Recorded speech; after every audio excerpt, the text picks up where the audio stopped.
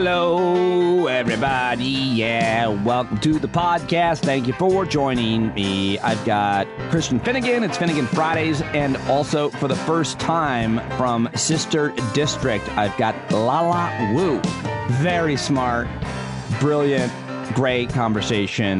First time on the show. Love talking with her. And, of course, we talked all about women's reproductive rights and the way forward, which is organizing and electing the right people in Texas and everywhere else. It's going to be a long fight. I had a great conversation with her, great conversation with Christian, a lot of laughs in that one.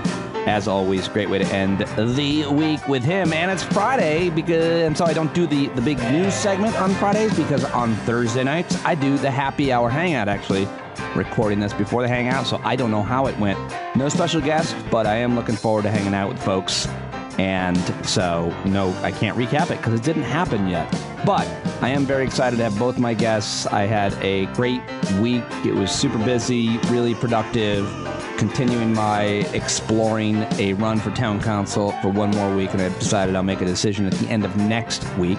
And headed up to Vermont for a wedding tomorrow for the weekend. Really excited. One of my best friends from high school getting remarried. His second wedding. What do you think your responsibility is to attend a second wedding?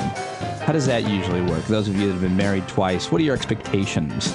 Well, I'm looking forward. He's one of my closest friends. A bunch of my other buddies are going, so hopefully we have a good, safe weekend. Nobody gets sick. Nobody has any issues. And I'm really looking forward to being in Vermont because I love it there. That's my weekend plan. I hope you have a great weekend. I really appreciate you tuning in this week. And tell your friends, write a review, subscribe now, patreon.com/Pete Dominic, or just go to the paid subscription link in the show notes. Check out the YouTube page where many of the videos of my interviews exist, youtube.com/standup. With Pete, youtube.com/standup with Pete. And also the new website, DJ Monzak has put it up. Actually, he had it done for me a while ago, but I was dragging my feet. Standupwithpete.com, standupwithpete.com for all things related to this show and activism and me. Standupwithpete.com. Check that out, please. And if you haven't already, head over to this week's sponsor, GiveWell, givewell.org/standup. You want your money to go far? Donate to Stand Up. Every dime goes to well-researched charities. I highly recommend it. Please check it out. They sponsor this show, and they're the best. It's givewell.org/standup. All right, let me get to my first guest. Like I said, Christian Finnegan coming up, but I was really excited to speak with Lala Wu for the first time. She's the co-founder of Sister District, which builds progressive power in state legislatures.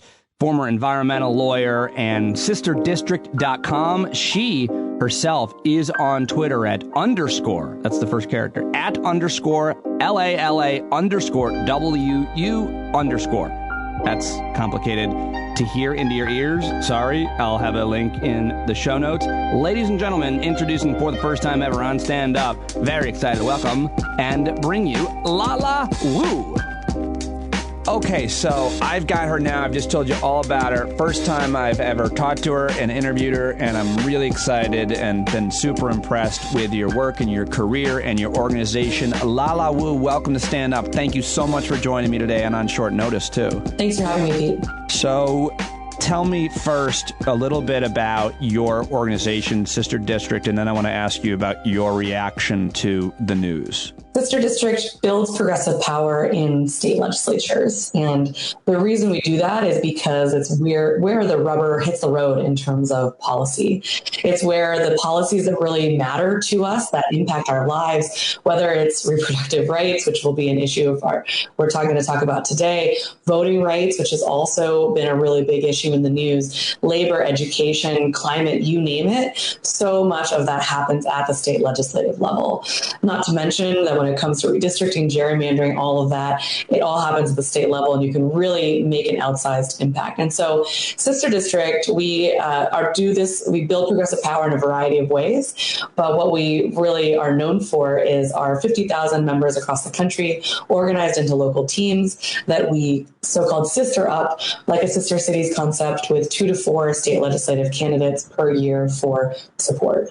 Then the teams will write postcards, raise money, make phone calls, all to support these candidates. And this year we're in Virginia, and we're really excited about the midterms as well. We know that we have a lot of work to do. Yeah, so focusing on state legislatures, and I have advice for you to pitch it even briefer, which is, if you don't think state legislatures matter, have you been to Texas? That's right. Tell us what happened in Texas and how this state legislature, let's be honest, the Republicans in Texas and the anti-abortion activists have done an amazing job organizing, doing, frankly, exactly what you're trying to do. Mostly legal. I mean, a lot of dark money and so on, but mostly completely legal. And they've gotten people elected, and they've just passed legislation that is turning Texas into Gilead, and that's not being hyperbolic. So what did those folks do in Texas to get where we've gotten now in Texas? You're exactly right. And I actually have in my own notes that we're not that far away from Handmaid's Tale. I mean, this is actually happening. We can dig more into that soon. But what happened here is that yesterday, a inauspicious 666 laws went into effect in Texas. And one of them was this basically near complete ban on abortions, banning abortions after 6 weeks, which is much earlier than most people even know that they are pregnant. In fact, it's only 4 weeks after conception because of the way that we add up reproductive those calculations. Yeah. So it's a horrible ban, and it bans effectively 85 to 90% of abortions in the state. And what we've seen is that immediately the implications are that many of these abortion providers have shuttered their doors. So no matter what happens down the road, whether something changes, some of those abortion providers are never coming back. So, I mean, what happened here is the Republicans, we have to trace this back to gerrymandering, to the power that Republicans have. In 2010, just a little history lesson here. In 2010, you probably know this, and many of your listeners probably do too, but the Republicans implemented a plan called Red Map. And basically what they did was they looked for ways to moneyball state legislatures. And they looked around and said, okay, these are the ones where we can have the most impact for not a lot of money. And then they went in and they won all of these state legislatures in the midterms, in the midst of the Obama kind of bubble bath when everybody thought everything was fine. It was not fine. And the state legislatures, it was a complete bloodbath. And states like Texas, Republicans were able to, because they had the power, and because in most states the state legislature controls redistricting, they were able to draw themselves into power for the next decade.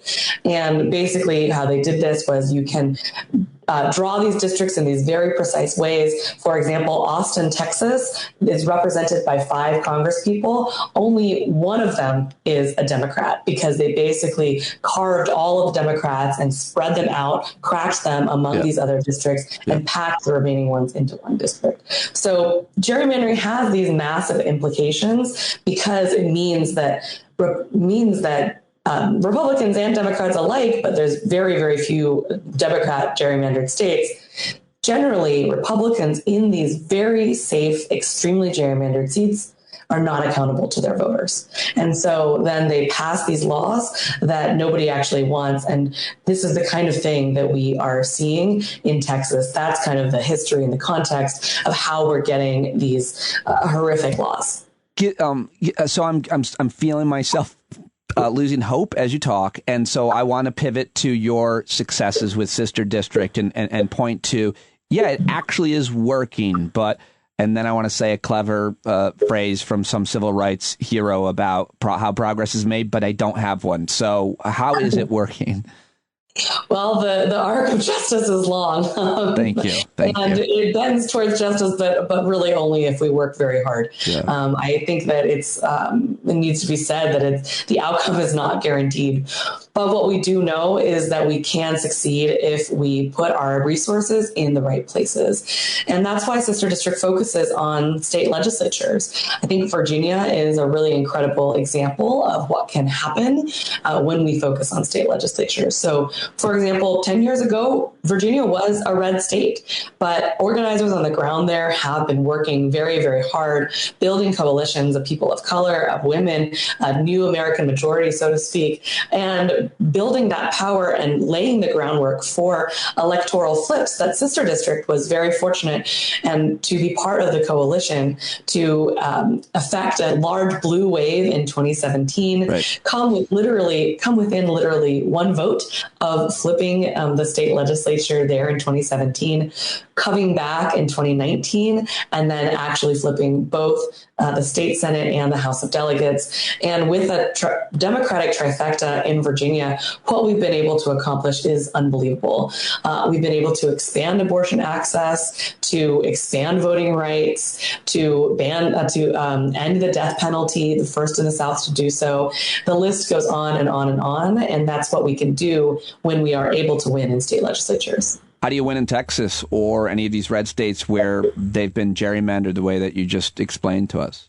Yes, it's going to be a long road. I mean, I think that an important distinction that needs to be made, a lot of people are having a discussion at the federal level of, let's have federal voting rights reform, very important. Let's have federal gerrymandering reform, honestly, probably even more important because the voting rights piece is critical and it's very, very, very important. I mean, there is also, it's not getting as much attention today because of the abortion news, but Texas also just passed and is waiting for the governor's signature, a sweeping voting bill that is going to make voting harder for folks. Yeah, I just want to stop you on that because we're focused on the abortion ban because of its immediate impact on women's bodies and lives, but this is actually a more important issue because you can't pass the abortion ban without making it harder for the right people to vote. So the voting issue in Texas and in the country, especially in these red states, is the issue that matters the most, no matter what other issue. You and I care, obviously, a lot about climate and plenty of other issues, immigration.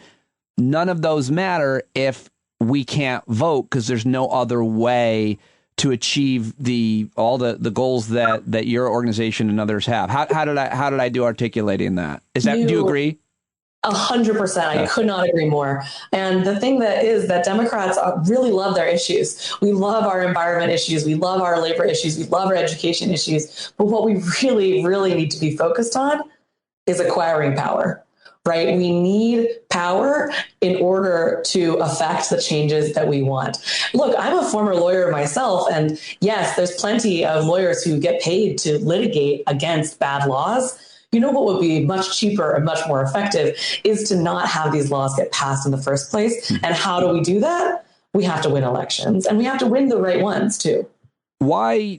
Not why support your organization, but why did you and your friends, co-founders, I don't know if you were friends with them yet before then, create Sister District as opposed to finding an organization that was already doing something similar and join forces with them or join their organization? Yeah. In fact, we actually weren't friends before. We were strangers. We didn't know each other. We found each other on Facebook mostly. We were 5 women that came together really around this concept that we could harness resources and energy wherever we were. For example, I live in San Francisco and there's so much passion and resources here. And then we could direct it to where it was really needed. And we saw that actually nobody else was doing this. And as we went out there into the world and sort of made our way into the political ecosystem, we talked to people who said, how come nobody else has done this? It makes so much sense.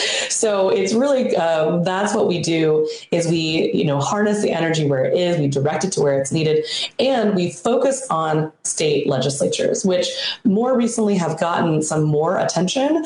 Thank you, to folks like you who are helping to kind of spread the word about how important these state and local races are. Yeah. But it's changed a lot over the last 4 years, and there's still not enough attention and understanding of how important this level of government is. Let's talk about men. I identify. Yeah. What'd you say? I said, do we have to? Well, I identify as one. And I think it's really important to try to understand what role we have in progress on these issues. And I've always thought, like, if we're trying to end racism or whatever, decrease racism, if we're trying to open people's minds, then it really is more effective when like-minded people, make the argument. So if I talk to my white friends, if I call my white friends out, or if I'm talking to my white friends about racism, I think that makes a much bigger impact than necessarily a person of color making the argument. They might not have the opportunity for several reasons we could discuss. I think the same is true here on gender equity. I think that because men are a huge part of the problem, and certainly even if you disagreed with that, men hold the most power in both the private and public sector, although that's changing and we shouldn't not talk about that or count that because it matters. But what can men do? How do we help support the initiatives of your organization and others like it? How do men help create more gender equity?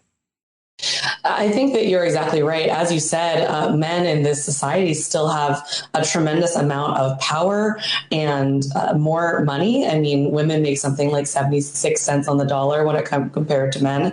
And that persists to this day. And there are a number of other gaps that exist, not just in politics and in power in that way, but also in corporations, and so on and so forth. So it is incredibly, incredibly important for men to be allies and to speak up and not to say, oh, this is a reproductive rights issue, so therefore it doesn't affect me, right? It does affect you. I mean, you have mothers and you have daughters and you have sisters, and it's really, really important to speak up. And I think another thing that to note is that women are the vast majority of volunteers, not just in our organization, but in many organizations. And men are very, you don't know me well enough for the jokes. Men are very busy. Oh, yeah, that's right. That's right. Men are super very busy. Working, doing my job and my stuff that I do. Doing all the things that you need to do. Totally. And women have nothing to do. They're just at home. No, I'm not saying that. I'm saying they have more time to volunteer is all I'm saying. No, I appreciate the joke. But I mean, in all seriousness, I think that men should step it up when it comes to volunteering. And if it's not their thing, it's fine. It's not everybody's thing. Activism, another form of activism is giving money, right? And I think opening up your pocketbook and donating is really, really important, whether to whatever cause you think makes sense. Go to sisterdistrict.com right now. And they have a very convenient donate tab. I just utilized it. By the way, you don't know me well enough to know that I always tell people when I donate money. And so I just utilize it. Go to sisterdistrict.com and go donate right now. Sorry to interrupt you with a live read. Not at all. Thank you so much for supporting us and for walking the walk. I think that it's incredibly important to realize that money is a form of activism. And again, just bringing it back to what we were talking about with power earlier, state legislatures are a really amazing return on your investment. If I could use some, maybe some male speak, that it might be useful. How dare you? Because they have this outsized impact when it comes to political import, but they are actually very cheap. I mean, unlike a congressional race, which may feel sexier, or a Senate race or something, those races are millions of dollars. And honestly, unless you have a lot of money, you're not going to make much of a dent in those races, right? And where you can make a dent is in these state legislative races that are $300,000 total, $100,000. Sometimes we've supported races that are $30,000 that don't even have any campaign staff. So, I think that the best thing that I've been able to do in my career and in my life, and I think it's super effective as a man, is to bring a woman into the room. Like, dude, guess what? I got the key to this room, and then you walk in and there's a bunch of guys in there, and you're like, oh, I want you to meet my friend Lala, and they're like, okay. But the point being, we're in the room a lot of times, and I think that's just one thing that you didn't mention, and I think it's not always so obvious, and it's sometimes people think it seems like virtuous or something, but the vast majority of people I think to help are going to be people like me, maybe people I went to school with and so on, people I know from my networks, but you have to make just a little tiny bit more of an effort to find some, in this case, a woman or a person of color.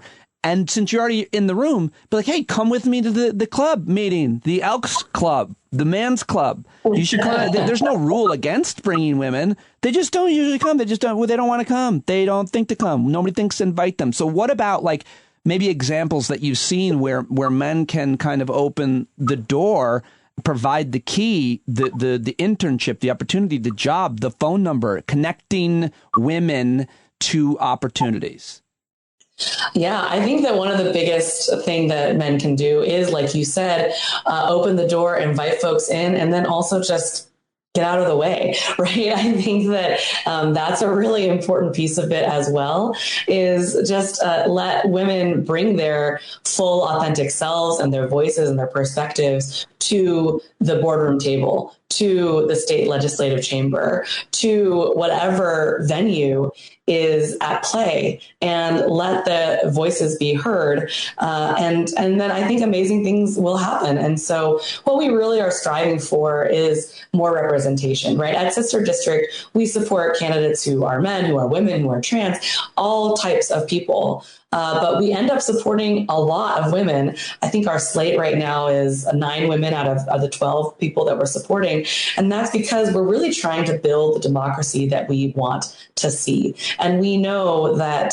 there's just really no replacing the lived experience of people who have different life backgrounds from you, different perspectives to bring.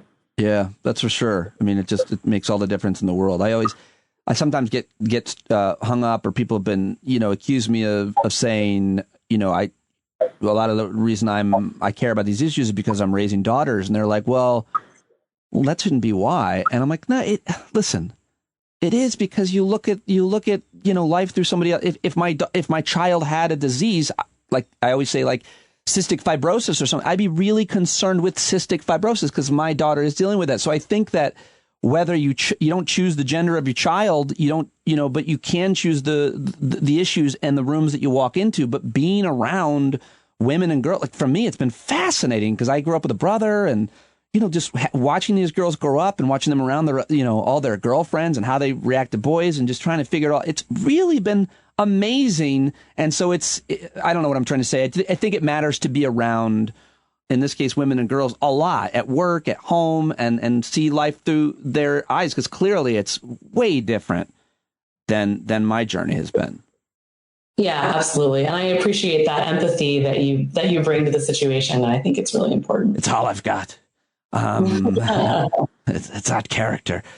So I guess the final kind of thing I want to talk about, it just seems kind of a spiritual conversation, or just an emotional conversation. Like, been 100 years. Like, I missed this, by the way, last week. I wish I could have talked about it then and not miss such, important commemorations. 100 years since the 19th Amendment passed, women getting the right to vote in this country. And that was last week.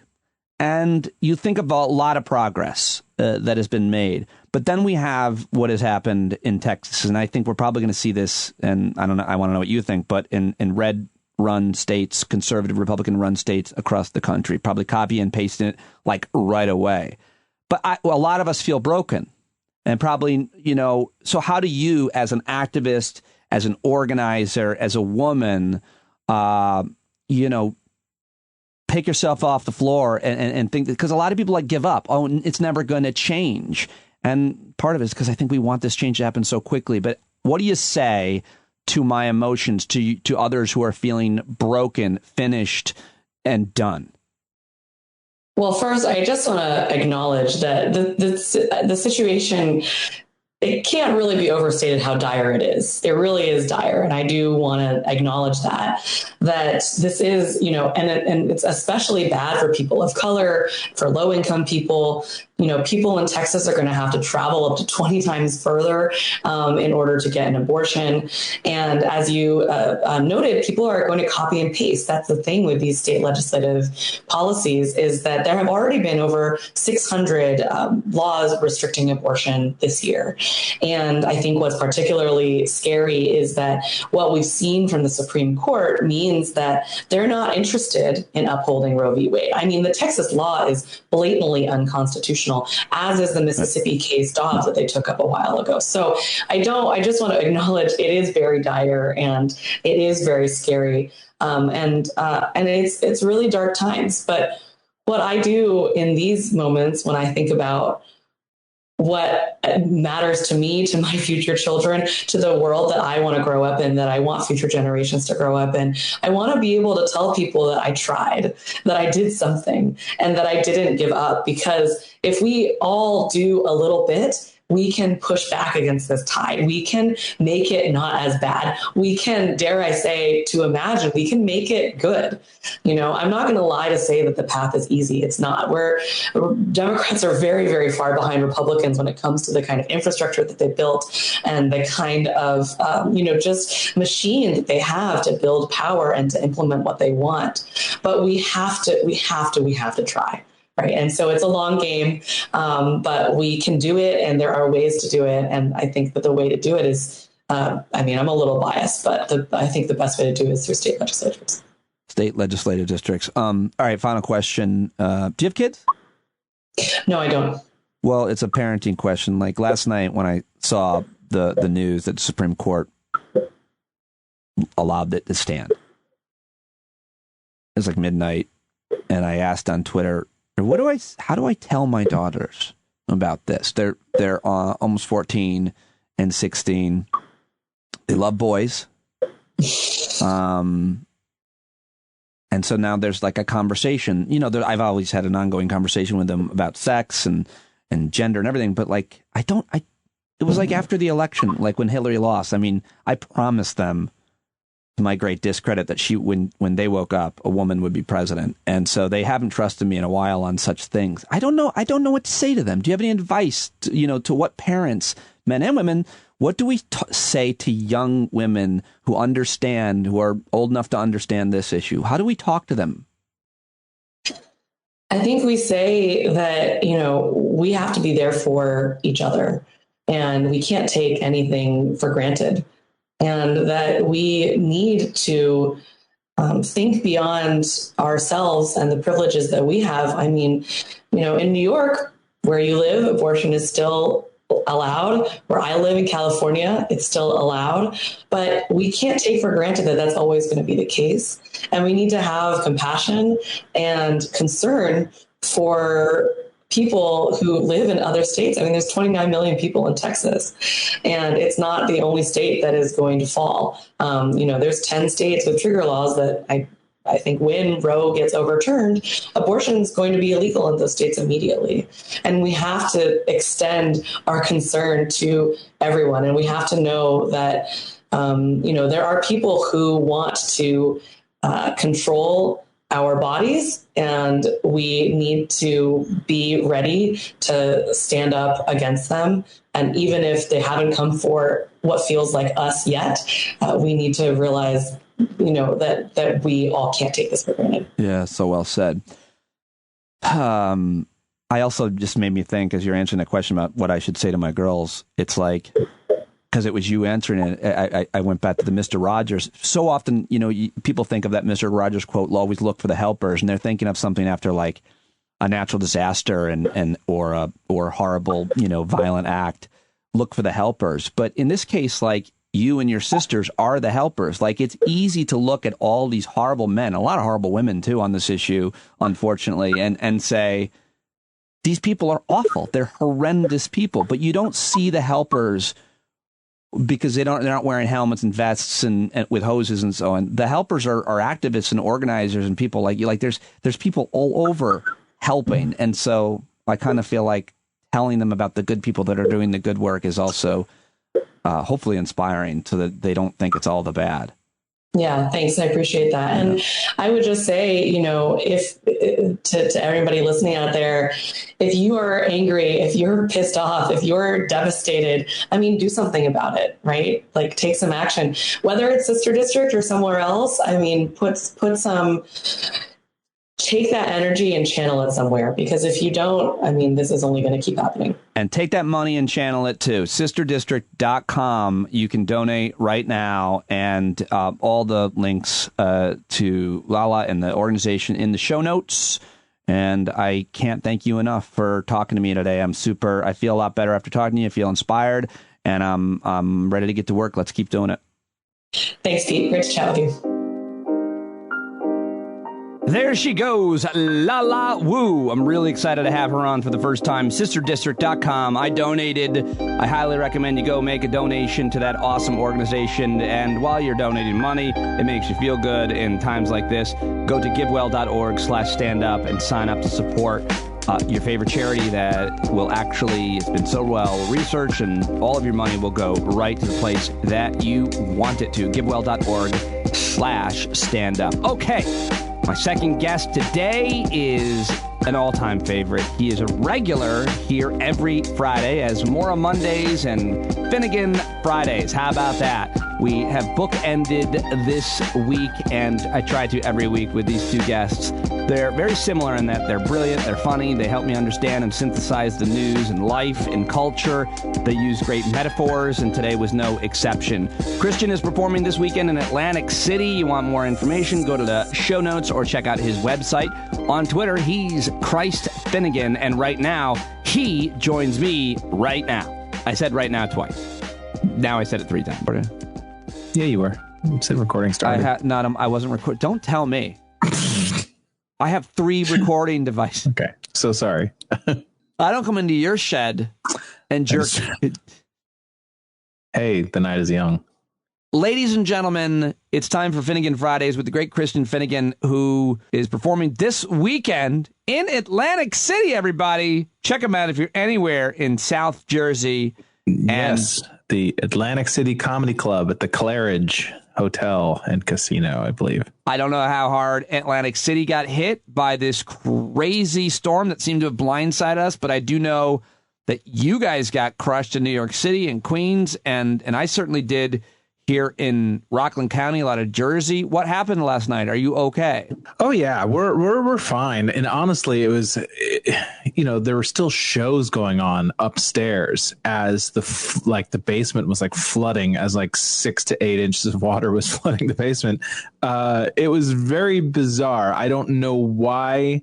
I assumed, because the early show, there's 2 shows at my wife's venue, 7:30 and 9.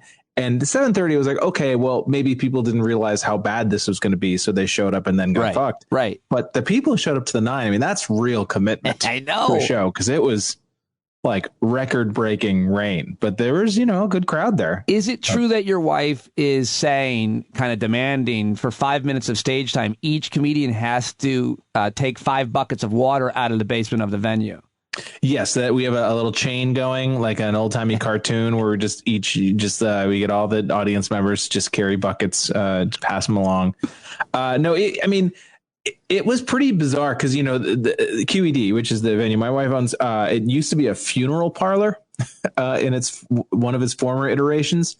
And as a result, or I assume it's as a result, there are drains in the floor in the basement. Because I guess when they'd have to get rid of gross bodily fluids and things like that. Oh, wow. They just spray off the table. Yeah, I think so. I think that's why they're there. There's like a few like holes in the cement, and then there's one like legitimate drain. And so what happens sometimes when it rains really bad, first of all, it comes in through the walls, it gets everything wet in the basement. But sometimes every once in a while, that drain will just decide to back up and start pouring water into the basement. And that's what happened last night for about 3 hours, or at least, and I'm sure longer when we left. It was like a small little geyser of water just coming into the basement from like, and it happened very suddenly. Like, I don't know if the city flipped, like rerouted a drain or something like that. But yeah, at a certain point, you can't even really do anything about it. Like we got everything up off the ground that we could. And then it's just kind of like, all right, well, we'll come back tomorrow and see what it looks like. And we got off better than I think a lot of people, because it floods on a semi-regular basis. We had already moved most of everything up off the ground 6 inches. But yeah, it was worse than I've ever seen it. And it was just out of nowhere. I felt like for 3 or 4 days, we kept hearing about Hurricane Henri. And although that was bad rain, it really wasn't as big a deal as I feel like was advertised. Whereas this, it was like yesterday afternoon is the first time I started hearing how bad it was going to be. Yeah, and then it was just kind of out of nowhere. Yeah, there was almost no warning, seemingly. And what that means is people kind of, stick to their plans or make their plans, whatever. And then that's what leads to the death and destruction. Well, at least the death and serious injuries. I mean, just, I heard people tweeting about it in New York, and even here where I live, the alarms and sirens going all night because they were doing water rescues. Yeah. People stranded on subway trains, in their cars, obviously. Yeah, nobody had any, I'm sure there were probably some super prepared people who were ready for it, but it really caught most people unawares, it seemed, which is why it's such a mess. So just real quick on it used to be a funeral home. I know we've talked about this before, but you've never seen a ghost or felt one. I have never seen a ghost there, but I have seen a lot of comedians die.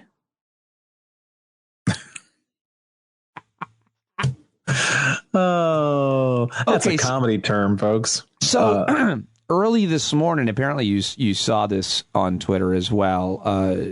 Former MSNBC News son of Tim Russert, Luke Russert, tweeted about how much coverage New York was getting and how the coverage had shifted from Afghanistan to New York. Congressman Ruben Gallego, who I like quite a bit, who's been great on immigration and so many other issues. He is a former veteran. I think he's like, all my hits on cable news got canceled because they were planning to talk about Afghanistan and for the weather. There was also obviously the Texas overturned Roe v. Wade, basically made abortion illegal. And so these guys kind of complaining that we weren't going to cover Afghanistan anymore and that we were, looking so much at the Northeast. And even Tim Russert said something about the Acela corridor, acting like they didn't. I mean, to me, I publicly kind of lightly rejected it. I was like, guys, what are your thoughts? Obviously, did you get a response? I didn't see. Did you get a response to that from either of them? Gallego responded on Twitter with a like and a follow, so it was like a show of respect. Like you were very polite about it. Yeah, and I DM'd him and I told him I really like him and I'd love to have him on the show, as I have many of his colleagues, and so hopefully, who knows? But yeah, what are your thoughts? Whereas I responded with "listen, fuck faces." You did. No, I didn't respond to that. Right. I think you plugged your AC gigs. It was weird. Yeah, it was very strange for me to do that for Ruben Gallegos, who I believe is currently on the West Coast. But, on the one hand, it's like, I don't deny that, of course, there's going to be a media East Coast bias because that's where most of the media is. But you know what it also is? It's where most of the people are.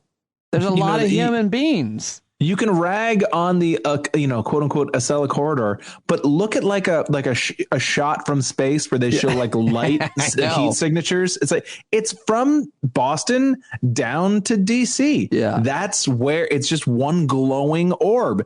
And so, I'm sorry to bitch and moan, but it's kind of like it reminds me of that variation on that theme where you see the Republicans where they'll show that map of like how much land is has a Republican representative. The red blue map. And it's all red, and then the blues on like the coasts. But yeah, exactly. Because there's literally more people in my apartment building right now than live in a number of towns. It's another. Sorry to interrupt you, but there's another really interesting overlay where the conspiracy theorists think that the 5G mobile phone networks are causing cancer, and so they have a map of where the cancer is. That they're like, look at it, it's in all these places where 5G is. And it's also, again, where everybody lives. Yeah. Disease is where humans are. And 5G, by the way, network, you don't put up the state-of-the-art network in where nobody lives. You don't get any network. Yeah, there's a reason why, unfortunately, parts of rural America are still on fucking dial-up, because it's not cost effective for these private companies, which, Republicans love to talk about so much. Like, God forbid you get the government involved. It's like, let private enterprise handle these things. Well, that's what happens when you have private enterprise, is that you have 5G where people live, and you have your mom's modem in red parts of the country. I wish it wasn't that way. And, all the people bitching about the infrastructure plans, like, that's one of the things that the infrastructure plan is supposed to address, is to get broadband everywhere. So that people could actually, it actually works against, as a sort of a urban blue stater, it works against our interest to allow broadband to go to other parts of the country, because then companies actually could move there. Workforce, people could work from home while living in Montana or South Dakota or whatever. And so it's against, so often Democrats, work against their political self-interest. You know why? Because it's the right thing to do.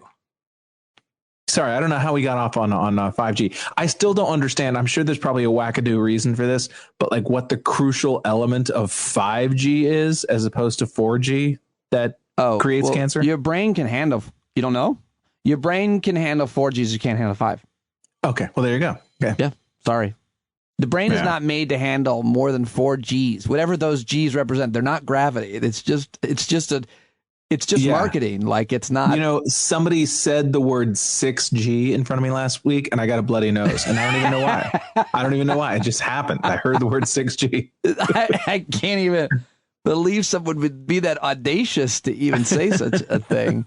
Well, we were talking, of course, about the coverage of shifting. Yeah. So, but just, first of all, it's where people live, et cetera, and so forth. But it's a freak occurrence in the largest city in the United States of America.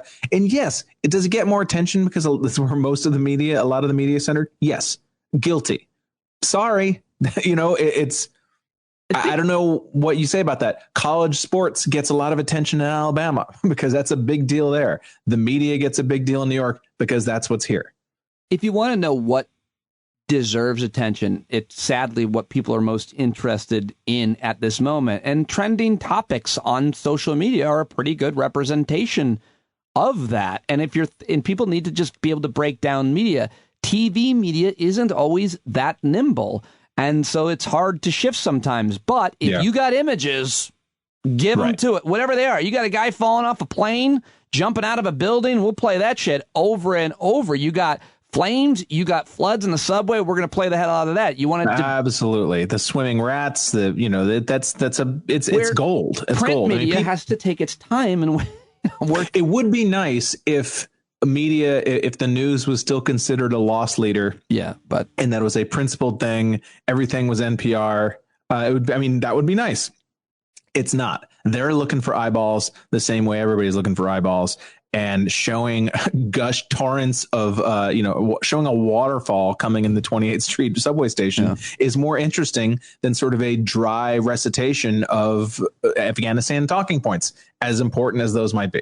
Well, on Afghanistan, we've had 3 weeks of coverage of Afghanistan, rightly so. It's the end of a 20-year war. It's been a very chaotic exit. We can talk all about the issues, but it's just gross because these networks didn't cover Afghanistan for more than a few minutes for the last few years. And I'm not saying they shouldn't cover it. I'm saying the debate about all of it is so lost in these last few weeks and not in where it should be, October 2001, as far as I'm concerned.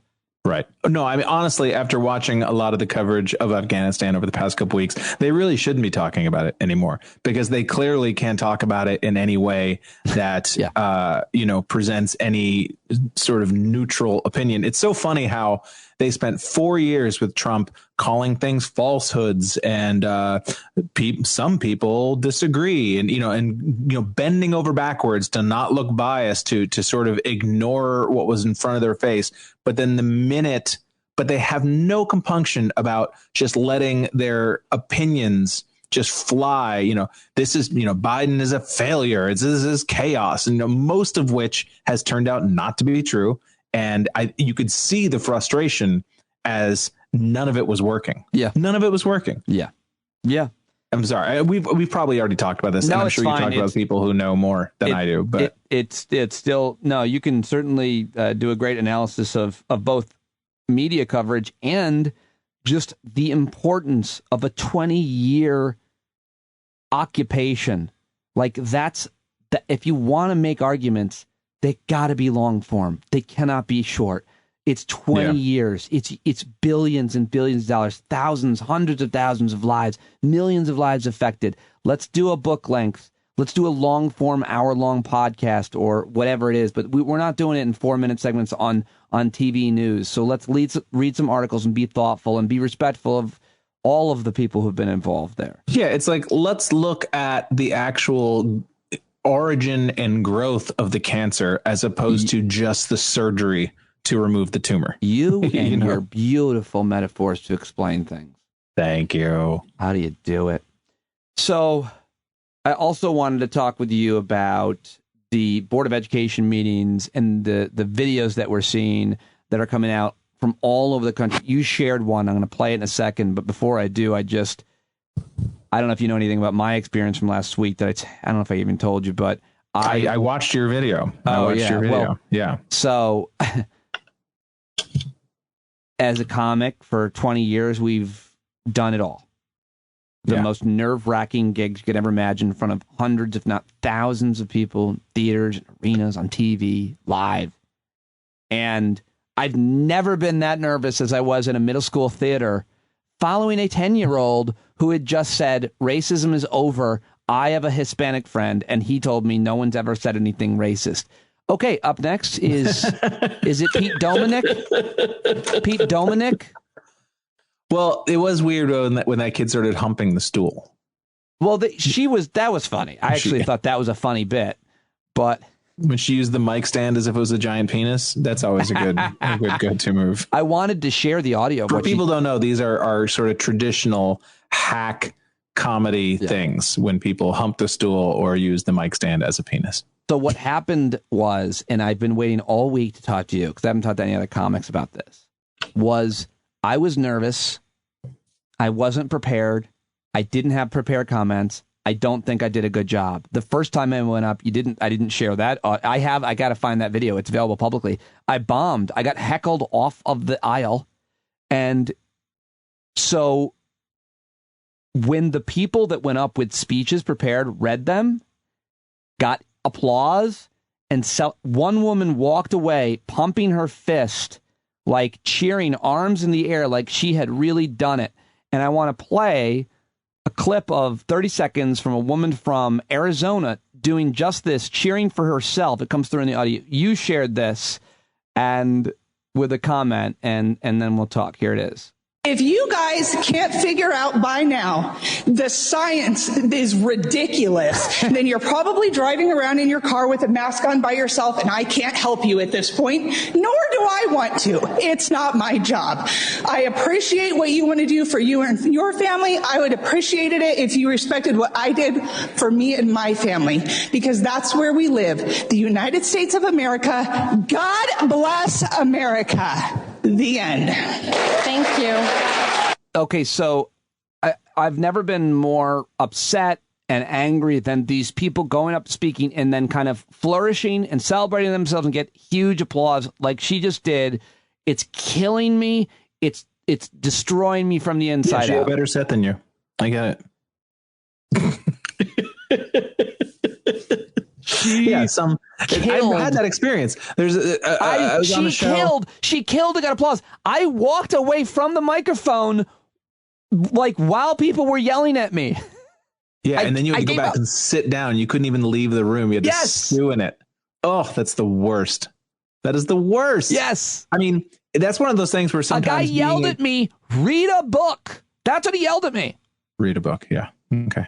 Which is so funny because that's the kind of thing you can yell at anyone in any context, and there's no way to really disprove it. Do you know what I mean? Like, the furthest right and the furthest left person could yell, read a book, and it's equally. Do you want to know what I said to him? I haven't told anybody because it's too embarrassing. I do read books. I interview the authors. I said it out loud. Yeah. That's not so good. I do read books. Yeah, you're coming to it, though, with too much information and too much emotion, too much of things you actually want to say, and too much nuance to actually make an impact. Yeah. Whereas these people, it's like, I'm sure I don't know if you ever saw that movie Big Fan with Patton Oswalt. Probably not. No, I don't think so. You're not really a big sports guy, but it's about this sort of weird dude who calls into sports radio stations. Oh, no, I got to watch that. It's really good because he writes out his phone calls and like rehearses them before he calls, like his big statements about the New York Giants, and he goes over them and he memorizes them. And, and for these people, and I don't think of these people at the town meetings as being any different, really, than an insane sports radio caller. This is their time to shine. Yes, it is. Yes, indeed. Yes. And I've had my time all week. I've been shining my whole career. Yes. You're performing constantly. This is not a gig for you until you get up there and all of a sudden it feels like one. It feels like a gig and you can't remember any of your material. That was the main thing I noticed when I watched your speech, is that I could tell that you didn't really get to the point you were trying to make until the last 25% of your time. Yeah. Like you spent all this time up front being like, I want to speak to you respectfully. You can talk to me respectfully. And you were kind of filibustering a little bit because, and then at the end, it was kind of like, oh, fuck. And here's the actual thing I wanted to get up and say. And then your time was over. Also, I wanted to do some early crowd work, and I was hoping to end with my bit about losing my hair early, but I ran out of time. An alarm went off. Yeah. Right before your closer too. It's really awful. You explained it well. These people, this is their moment, and they are killing. But the thing that it's not nearly as bad as watching a comic go up and do a really hacky, unoriginal bit. I can still appreciate that. To some extent. What I can't appreciate is someone going up and screaming into a microphone the craziest shit, the dumbest shit, and then getting applause. Like, no, you just said that the story of Jack and the Beanstalk it really happened.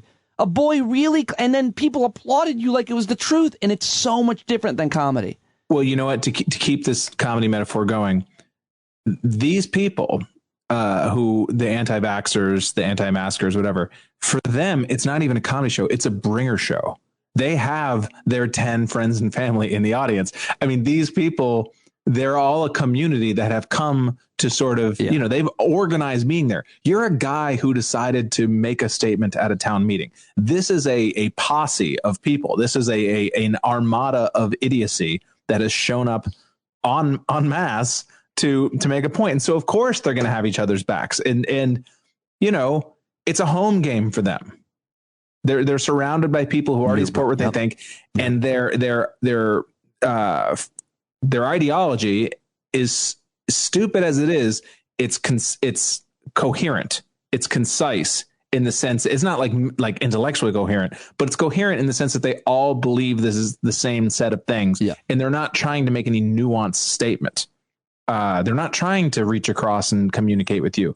They're trying to throw a pie in your face. Essentially, that's exactly what. Yes. So, what about this week? What about comedian Joe Rogan announcing he's got COVID and he's taken all of the drugs available? What are your thoughts on his video, his commentary? And by the way, partly somebody asked me recently, when are you going to go back out and do a lot of stand up? I'm like, first of all, I don't know if I even really want to if everything was normal. But second of all, like I don't have to. And so it feels almost weird to go out and travel the country and travel a lot and meet people. I love to meet people that support me and hang out with them and then come home. And it still seems like a bit of a bad idea to go way down the road, which is what he and others have been doing a lot. Anyway, what are your thoughts on all of that? I mean, I don't know if I think we've talked a little bit about this before, but I really aggressively try to spend as little time of my day as possible thinking about Joe Rogan. And I don't even mean that as a slam on him, really. I don't really understand why this why it's a topic of conversation constantly. And it's kind of like with Kanye West. It's like, why are people always talking about Kanye West? He's not that interesting. Just being crazy and being an asshole. Like, I own 2 of Kanye West's albums, and I quite like one of them. But it's like, I don't understand. It's almost like certain people become these sort of almost human memes that you have to have a take on and that you have to sort of participate in the discussion of. And with Rogan, I mean, Rogan's a fucking turd. And the reason another reason I don't want to think about him too much is because it gets me down on comedy. It gets me bummed about comedy to think that this is, because there's a lot of people in an audience on any given night at a comedy club who are like Joe Rogan fans. And it bums me out to know that that's who I'm performing for. Loud and clear. Let's move on to something a little bit more fun to talk about. I have thoughts though. Abortion. I just wanted to land that. Sorry. I ruined the bit. No, it's fine, because now I want to know what you're. I really didn't think you did have thoughts. Go ahead. No, I mean, I do, just simply in the fact, like, I saw his dumb little video, and first of all, he's like, it's been 3 days and I feel much better. It's like, I think it's been pretty established now that doesn't mean dick. People have lots of peaks and valleys with COVID. I don't know whether he was vaccinated or not. I think he's been pretty cagey about it. Oh, really? I think he definitely. Well, I mean, I think he is sort of trying to, from what I understand, signal to his fans that he isn't vaccinated because that's kind of part of his thing. But somebody was saying it's like, you can't work at UFC, like you can't be that high up. That there'd be no way that they would let him get away with not being vaccinated. So I don't know. I think it's like a Trump thing where it's like they don't want to talk about it, but they probably are. What a weird thing for a comedian to be, like that's just on a comic code. Like, you're not going to tell us that whether or not you're vaccinated. What? I might be mistaken about that. Okay. I mean, he certainly signals to anti-vaxxers. Yeah. I just don't know whether he personally. That's why I kind of compare it to Trump, where it's like he's vaccinated. Like a lot of these Republican, all the people at Fox News, Sean Hannity, it's like they're all fucking vaccinated, but their bread is buttered by implying that they're not. But you don't know whether you're well after 3 days, but I do know that sort of healthy lifestyle shit has been his whole thing for years. And yet the minute he got sick, he, pumped himself up with everything available to him. Whatever, man. I hope he gets better. I do. I don't wish the dude death. Do I wish him a few weeks of not feeling great? Maybe a little bit. Well, how do you feel about those talk show hosts that are very influential that have been really outspoken against taking the vaccine, again, it's saying that COVID's not real, and then dying, like a bunch of them dying? Yeah, I mean, I feel the same sense of schadenfreude as most of us do. Yeah. I try to not steer into it. I try to not like entertain it too much. Not because I think it's like morally wrong or anything like that, but just first of all, I think it takes my mind to a dark place. And I worry with sort of tensions heightening, and you see like the Madison Cawthorns and these people talking about violence and all that. Like, the first step to really bad shit happening is when you start to almost make death seem fine and normal, like almost like you're demystifying murder and death and killing. And you can dehumanize when you can start to dehumanize the people for any reason. That's when we're headed into, as Kenny Loggins would say, the danger zone. We should do the whole song. Sorry. So let's move on to something more uplifting, which is Texas's abortion laws. Where are you on incentivizing vigilantes to enforce any kind of law? Very pro. No. It's so much more revolting than a straight up ban. Yep. It's just so cowardly, and it's empowering the world's worst people, which are the pro-life activists, and I think I said, I'm basically just repeating something I wrote, but, that it anoints them as sort of roving inquisitors, that they can just sort of, this will be their life now, is just harassing people, and not even just trying to find people who had abortions. How long do you think it will be before people just start going after people as a way to sort of swamp them in bullshit and legal fees and time? Weeks maybe before the Wendy Davis or something like that starts getting sued by some, ambitious abortion, pro-life activist. Oh, yeah. Well funded. Just, anybody who, Beto O'Rourke, anybody who's sort of a high profile Texas Democrat, it's like, why not? Why not just harass them? And these legal fees, you can sue them for $10,000 and legal fees. These shady law firms that work with these pro-life groups, that they're just going to probably, I can't even imagine how much they're going to try to charge in these legal fees. I guarantee you it's more than $10,000. So, I mean, it's going to be a fucking mess. And my only hope is hope is maybe not the right word, but that it's just so chaotic that it sort of reminds conservatives of why maybe they shouldn't have, that it's kind of the dog who caught the car type situation. Yeah. I mean, it probably won't remind them because many of them probably don't know.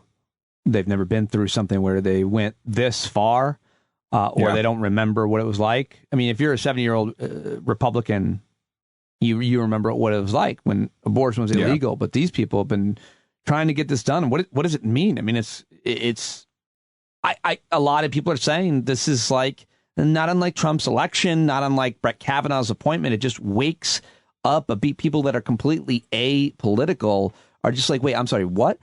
Yeah. No abortion in the cases of rape or incest. And there's... Yeah, and it's not even that it's against the law. It's just that you're going to allow some random dude. I'm going to have to pay some random fucking asshole $10,000 because my girlfriend decided to terminate her pregnancy, or, God forbid, was raped or molested, or, was in danger. Her life was in danger. And just some random, chucklehead is going to be able to try to take money from me because I drove her to an abortion clinic. Are you fucking, I mean, you hope the problem has always been is that the people, more people are pro-choice than they're pro-life, but the people who are pro-life, it matters to them more than the people who are pro-choice. For sure it does. Yeah, I completely agree with that. And I just hope that these are really brilliant legal minds who created this archaic framework, anti-abortion, anti-woman framework, and they've now passed it, and like 600 other bills, by the way, including a voting suppression bill. And I just hope that they don't understand politics, or they don't understand Texas politics even, and they've gone way too far. And well, I hope that every single Republican in any office in any state in the country, I'm talking county supervisor, state representative, I want to go to my local county meeting in upstate New York where my wife is running for town council up there. And I want to ask like the Republican town supervisors, like, would you support a law like this if it came up in New York? Just to make them answer it. I like that. I didn't know Canberra was running. Yes, my wife is running for town council in Coshocton, New York. I'm getting on board. Let's do this. Choose Cruz, baby. Is it? Is that the slogan? That's her little slogan. Yeah. I love it. That's so great. I mean, it's a town. Her last name. I think it's like a town of like 1,000. So it's a very Republican town. So her chances are probably not great. In case anybody's confused, Canberra's last name is Cruz. Choose Cruz. Yes, Cruz. That's great, dude. Oh, that's great. I'll reach out to her and see if there's anything at all. Yeah, I mean, honestly, I'm sure she'd love to talk to you, and and I don't have a handy link for anybody who felt like contributing. Not that it's a major dollar race, but there are certain things that money would be helpful for, door knockers and things like that. For sure. But every Republican running for any office for the next 2 years should have to be forced to answer that question, and not just kind of like, I think it's too extreme. Like, would you support it if it was in New York? If the law, if it came down to you having to vote for it, would you vote for it? Yes or no? Really great. That's a really great point. And what do you think about the idea of kind of a boycott of Texas, the way you've seen in Atlanta and over gay? No, that was abortion too, wasn't it? I think that was voting rights. Voting rights in Georgia. You've seen, it on gay rights, and I think North Carolina with the NCAA moving. I mean, do you think that'll happen with Texas? I don't know. I'm curious to see what, I mean, there's not probably that many professional athletes who are going to go out on a limb on this particular topic. I worry. I hope some do, But, if you're playing for the Dallas Mavericks or, the Houston Texans or something, and I hope that they make a stink about it. Yeah. I think the companies that are operating in Texas, I don't see, any movie that's shooting in Texas, I think should be kind of raked over the coals about it at this point. Yep. Tesla, yeah, I mean, I think they're going to be leaving a lot of money on the table, and I don't think that they have fully thought this through. All right, Christian Finnegan, I hope you have awesome shows in Atlantic City this weekend. As always, I love talking to you. Is there anything else that you wanted to mention, plug, say, or do to me? If you do come to Atlantic City, and I hope you do, to come see me at the comedy club, there is a chance I may be playing blackjack afterwards. Low stakes. I don't enjoy the funny blackjack table conversations. So if we end up at the same table, let's have a conversation, let's chat, but I don't want one of those like, hey, that's my card, or any of that crap, like, where hey, give me a face card. Yeah. That's not a face card dealer. Like, I don't want none of that.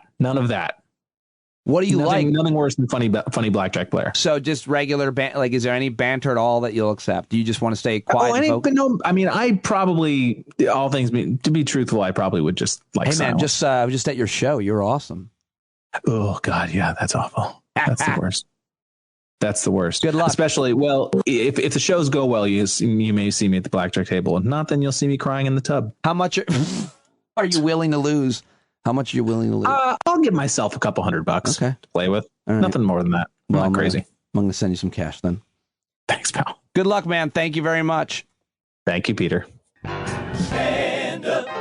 Well, there you have it, ladies and gentlemen. Christian Finnegan, Christ Finnegan. See him this weekend in Atlantic City and check him out wherever he's performing. Go to ChristianFinnegan.com. Thank you, Christian. Thank you to Pete Coe this week and John Carroll, of course. Thank you to Lala Wu, who joined me for the first time, SisterDistrict.com, GiveWell.org/standup. And thank you for listening. Tell your friends. Another great week of shows here on Stand Up. I'm off to Vermont. I hope you have an awesome weekend, and I will talk to you right here on Monday. Thank you guys so much for joining me and supporting the podcast and spreading the word. It's been another great week, and I will see you in the Discord chat. I'm always lurking, and if you're a subscriber, you get access to that. So check that out over the weekend. I hope you guys are okay. A lot of crazy shit going on in the world, so let's stay together and keep talking, and I'm really excited to see folks at the Hangout, which I'm about to do.